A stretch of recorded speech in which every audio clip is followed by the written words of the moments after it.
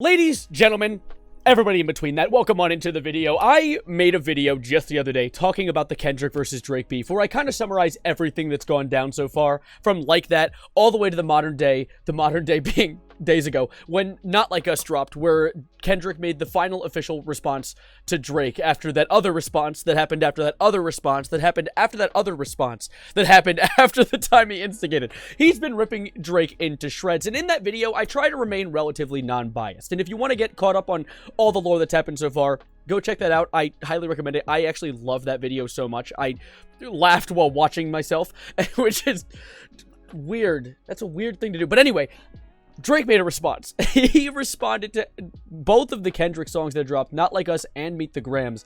And my God, while I was non-biased in the video about the lore itself, I'm going to be going sound off for this one. I'm a Kendrick fan. I like Kendrick Lamar. I don't love Drake. He's definitely released some really good music in the past, but hearing about how he is as a human being, I realize he's kind of a dork. Like, being realistic, you know you're on the wrong side of history if you're siding for Drake when literally Obama disagrees with you. And the last one. Too much fabric.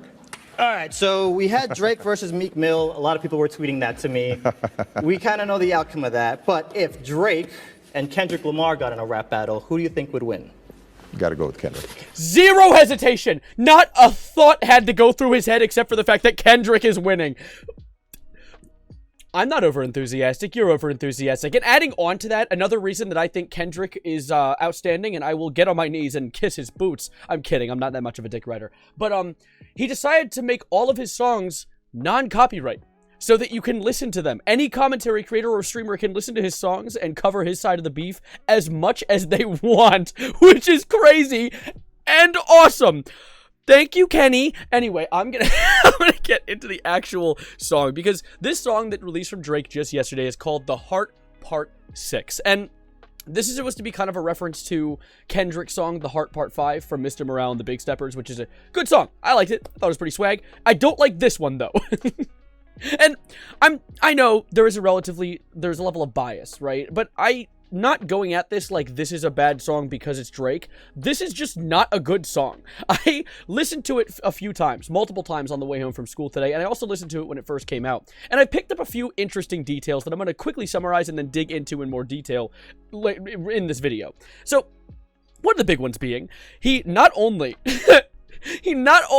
says, I can't be, in response to Kendrick calling him a pedophile, he says, I can't be a pedophile. I'm too famous.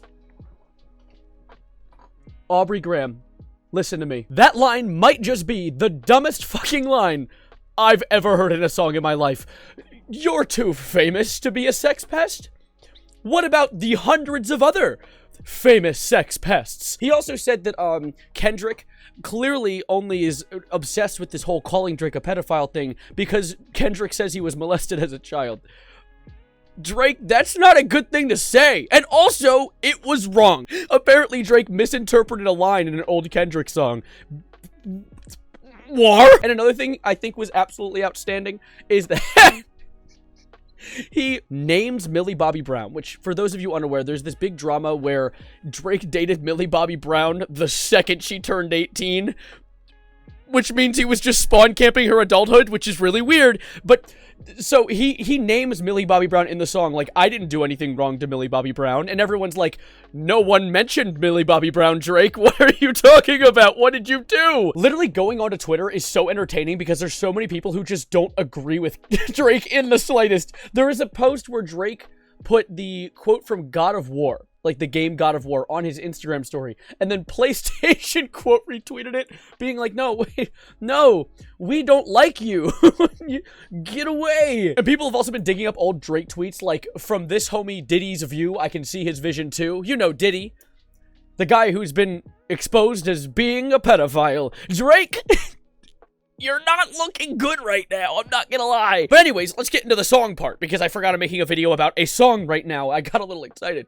It opens up with a quote from Aretha Franklin saying, now let me see you prove it, just let me see you prove it. And I assume that's in reference to the multiple claims, the various claims that Kendrick has made about Drake so far, such as the being a predator, having a secret daughter that no one knows about, and various other things. And then comes one of the biggest drops, and the thing that everyone has been discussing as like Kendrick's downfall, or a possible pulling Kendrick's armor. And it's this line right here. We plotted for a week and then we fed you the information. A daughter that's 11 years old, I bet he takes it. We thought about giving a fake name or a destination, but you so thirsty, you not concerned with investigation. So he's claiming that the whole fake 11-year-old daughter that Kendrick brought up in the Meet the Grams was a lie. It was information fed to Kendrick, which I don't know. It could be. That's actually probably a believable thing, and Kendrick just took it and made it into a song. But that doesn't clear up all of the various other terrible things that Drake has done, and also doesn't clear up the line that Kendrick put in Meet the Grams, not Meet the Grams, he put it in 616 LA, about how Drake has 100 people on his payroll, and 20 of them want him dead, and are also talking to Kendrick. Now, Drake, you might have maybe gotten 1 or 2 people to fake some information to tell Kendrick, but I don't think you probably had 20 people collaborate on doing the same thing. But who knows? Money talks. It could have been what happened, but at the same time, Drake is a big liar. He likes to lie. It could be a thing that went down there. Like, I like that he spends so much of the song claiming that, like, he's been pulling the strings all along. He's been planning and scheming and conniving. He's been behind it all. But Drake, have you just been spending the past 10 years pretending to be a pedophile? Like, has this been all a build-up to get Kendrick to diss you? Because you know that he's the one guy that doesn't like pedophiles? What was your plan there? And it's crazy that he literally names Epstein by name. This Epstein angle was the shit I expected. You expected him to call you...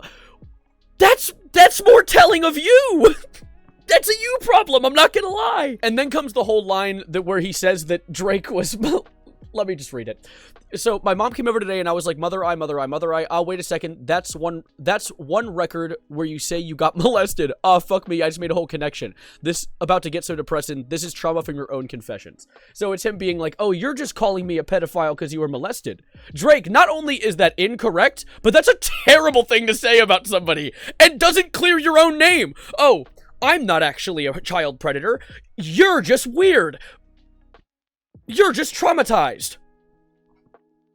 That's not okay. This is just absurd. If I was young girls, I don't even like saying those words. Those were words that came out of his mouth.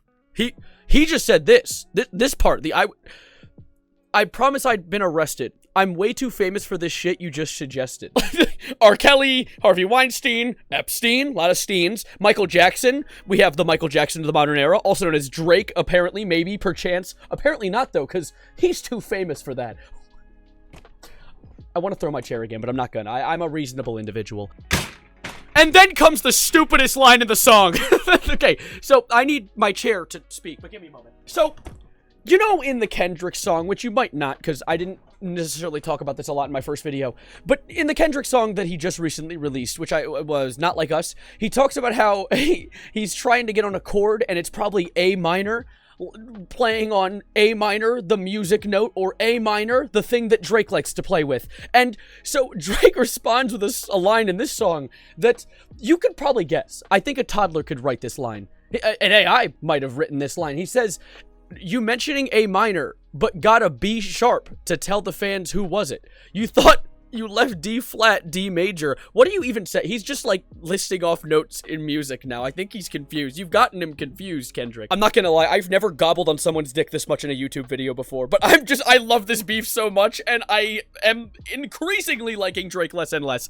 I'm having fun. I'm goofing around right now. This is the most energetic I think I've been in a YouTube video in like 4 months. And then Drake, finally, for the love of God, ends the song. I'm kidding. He finally says something that's valid to critique Kendrick on. See, there was a thing that happened a little while ago where they were going to take R. Kelly's music off of Spotify.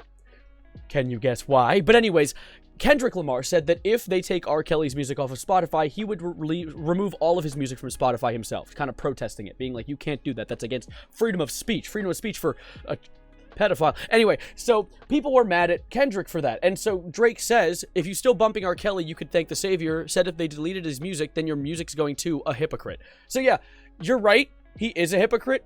You could have made that sound better or use any niche language instead of just being like, he protects R. Kelly, he likes R. Kelly. But giving credit where credit is due, he did make a genuine diss, finally, for the love of God. And then Drake wraps the song up, for the love of God, with the longest spoken outro I've ever seen on a song. He's like reading a Star Wars intro. This whole part from spoken outro to the end is him talking.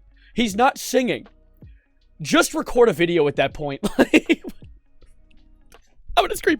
He says things like, not gonna lie, this shit was some good exercise. Dude, this wasn't exercise. Kendrick dropped a bomb on your house. You're actually climbing through rubble and saying that you can take another one. No, you can't. Like, Kendrick literally says in Not Like Us, his most recent song, after all the calling him a pedophile and also revealing the 11-year-old daughter that might be real, might not be, says that this is only the beginning of the rabbit hole. Drake, stop asking for more. You're given the vibes of the knight from the Monty Python movie that says, like, it's but a flesh wound, and he's missing his arms and legs. You stop asking for more. J. Cole dropped out of this fight for a reason. At the end of it all, this was an extremely biased video, but I hope you enjoyed my ramblings and screamings about this recent drop. I want to start covering this drama more closely because I'm so intrigued by it, and so I wanted to cover the initial video that I did just the other day, and now I'm doing this one to continue to follow up on it because it's so fun. I love this. It's so entertaining seeing two famous people yell at each other. I'm gonna get out of here for now, though. Thank you guys for being here. I'm gonna zip up Kendrick's pants for now. I'll catch you whenever I make next. Subscribe if you are new, like the video if you liked it, and I'll see you tomorrow or whenever I make a video. And as always, adios, arrivederci, goodbye, good night, and thank you, Kendrick.